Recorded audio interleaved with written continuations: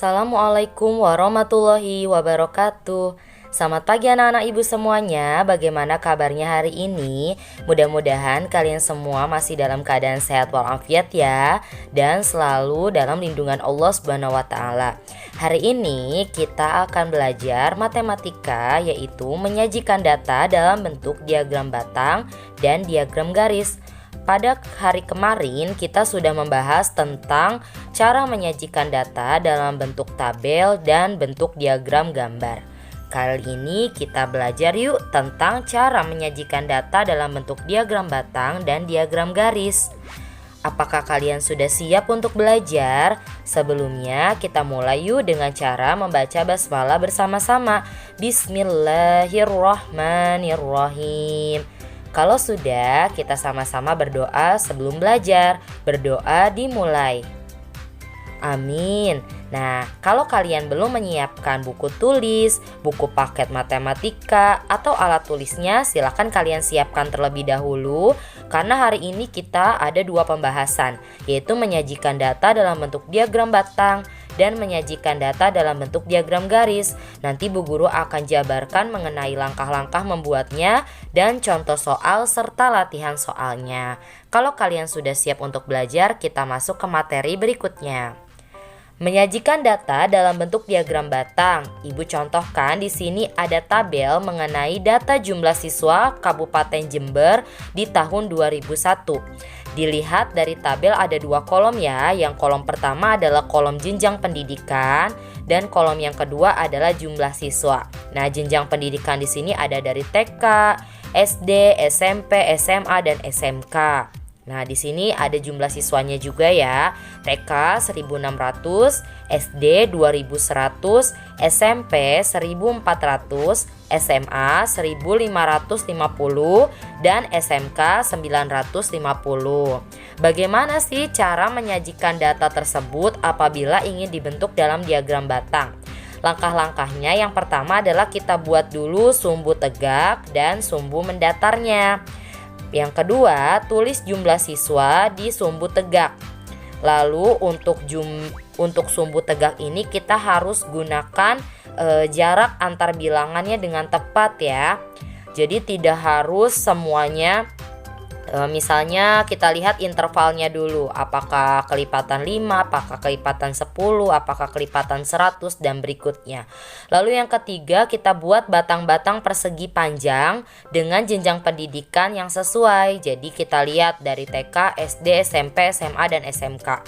Lalu yang keempat, pastikan jarak setiap data itu harus sama besar. Jadi kalau kalian membuat jaraknya antar data itu 2 cm, maka dibuat dengan jarak yang sama agar tidak bentrok satu sama lain. Kita lihat diagram batang yang sudah dibuat. Kita lihat nih ya, jaraknya dari 0 ke 200, 200 ke 400 dan seterusnya. Berarti perbedaannya adalah masing-masing berjarak 200 untuk jumlah siswanya yang ada di sumbu tegak. Sedangkan jenjang pendidikan tadi kan adanya di sumbu mendatar. Nah, di situ kita lihat nih disesuaikan. Tadi kan TK 1600, berarti kita masukkan buat batangnya yang menuju angka 1600. Berikut juga dengan SD. SD itu kan 2100, sedangkan di situ adanya 2000. Berarti kita lebihkan di antara 2000 dan 2200, berarti kan 2100. Berarti di tengah-tengah itu ya. Berikut pun dengan SMP yaitu 1400, SMA 1550 berarti disesuaikan dan SMK 950. Jadi penyesuaian dari diagram batangnya tersebut ya. Berikutnya, cara menyajikan data dalam bentuk diagram garis. Di sini Ibu contohkan adalah buah kesukaan siswa kelas 5 SD Islam Hairun Nas. Adapun nama-nama buahnya ada apel, jeruk, mangga, semangka, dan manggis pada kolom tabel yang dinama buah. Dan kolom tabel berikutnya yang sampingnya adalah kolom banyaknya siswa atau frekuensinya. Apel ada 2 siswa, jeruk ada 4 siswa, mangga 7 siswa, semangka 5 siswa, dan manggis 2 siswa. Lalu bagaimana cara menyajikan data dalam bentuk diagram garisnya? Kita lihat ya, langkah-langkah pertama yaitu kita buat dulu nama buah pada sumbu mendatar dan jumlah siswa pada sumbu tegak. Lalu buat titik-titik pada pertemuan nama buah dan banyaknya siswa itu sesuai dengan tabel. Yang ketiga, kita tarik garis hubung antar titik yang telah dibuat. Berikut ini Ibu sudah buat datanya dari tabel yang ada dalam contoh. Kita lihat apel kan tadi menunjukkan ke angka 2 siswa.